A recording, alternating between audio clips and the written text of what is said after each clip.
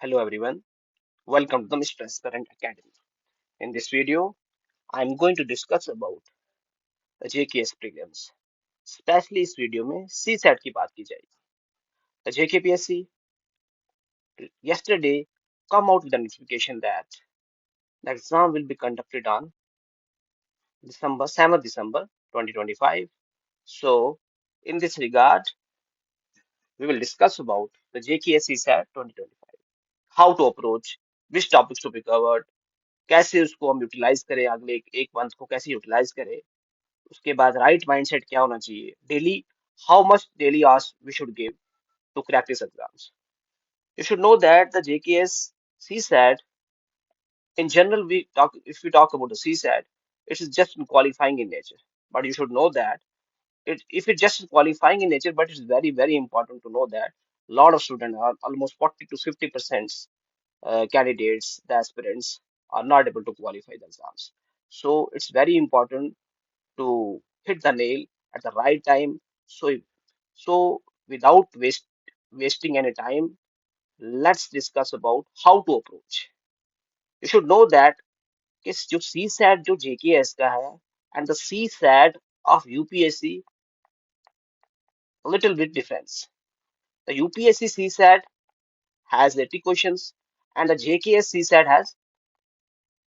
100 questions. In this 100 questions, the JKS comprise of 50 around 40 to 50 comprehension around 40 to 50 comprehension and which is the decider to qualify तो comprehension जो है ना ये तो JKS का जो comprehension है ये ज्यादा डिफिकल्ट नहीं होता है एज कम्पेयर टू यूपीएससी तो मैं उन बच्चों को बोलना चाहता हूँ जो आप जो क्वालिफाई नहीं कर सकते ठीक है तो पहले तो अपना माइंड जो राइट माइंडसेट बनाएं दूसरा आप जो डेली प्रैक्टिस करें जो वीक है वो 2.5 आवर्स प्रैक्टिस करें जो थोड़ा जो वीक नहीं है जिनका क्वालिफाई हो रहा है लेकिन वो भी 1 से 1.5 घंटा प्रैक्टिस करें क्योंकि कोई पता नहीं होता पेपर टफ आ जाए ठीक है तो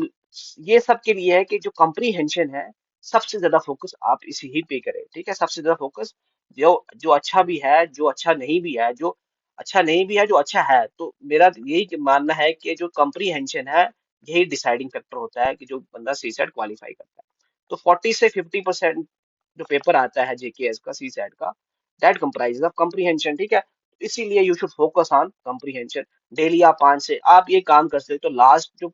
जेकेएस को जो पेपर हैं आप वो लगाओ उनकी कॉम्प्रीहेंशन लगाओ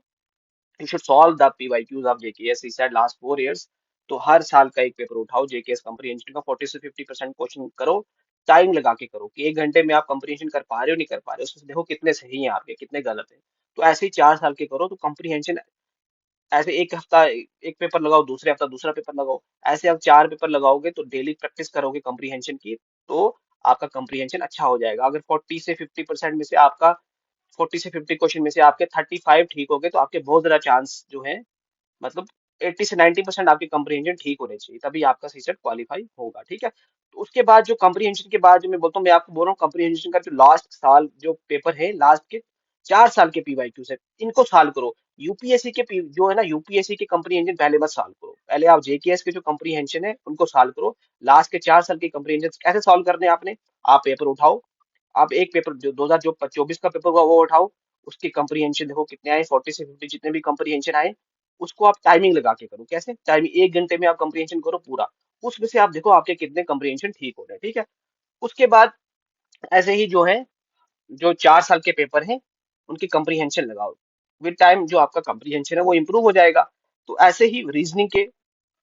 रीजनिंग में भी आप देखोगे 60 से 70%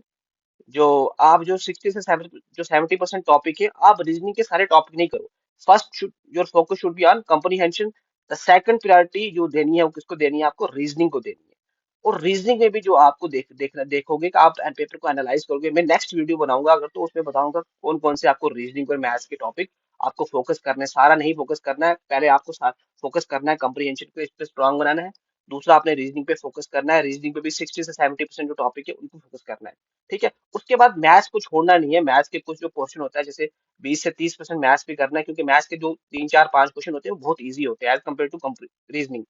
कुछ कुछ रीजनिंग के क्वेश्चन बहुत डिफिकल्ट होते हैं लेकिन आप मैथ्स अगर नहीं करके जाओगे तो आप मैथ्स को टच भी नहीं करोगे इसलिए मैथ के कुछ टॉपिक करके जाना जो बहुत इजी होते हैं, उसको आप बंदा आराम से सॉल्व कर लेता है। तो कुछ टॉपिक मैं आपको बताऊंगा जैसे रीजनिंग और मैथ्स के नेक्स्ट वीडियो में, कौन से आपको सॉल्व करने हैं, ठीक है। तो first you should focus on comprehension, it's a must, ठीक है। कम्प्रीहेंशन को आप करना ही करना है। जो भी पेपर, जब पेपर भी सॉल्व करोगे तो पहले आपने कम्प्रीहेंशन करना है, उसके बाद रीजनिंग करनी है, मैथ्स करना है, ठीक है। तो कम्प्रीहेंशन को अच्छे से प्रैक्टिस करो। Last solve the PYQs of last JKS last 4 years. उसके बाद focus on the reasoning, solve PYQs of last 4 years of JKPSC CSAT, and same with the maths. ठीक है, you should focus on comprehension, then reasoning, then maths. ठीक है. Next, in this next video, uh, I will talk about the which topic you should cover related to reasoning and maths. ठीक है. तो thank you so much. I hope आपको इस चीज का फायदा मिला होगा. Thank you so much.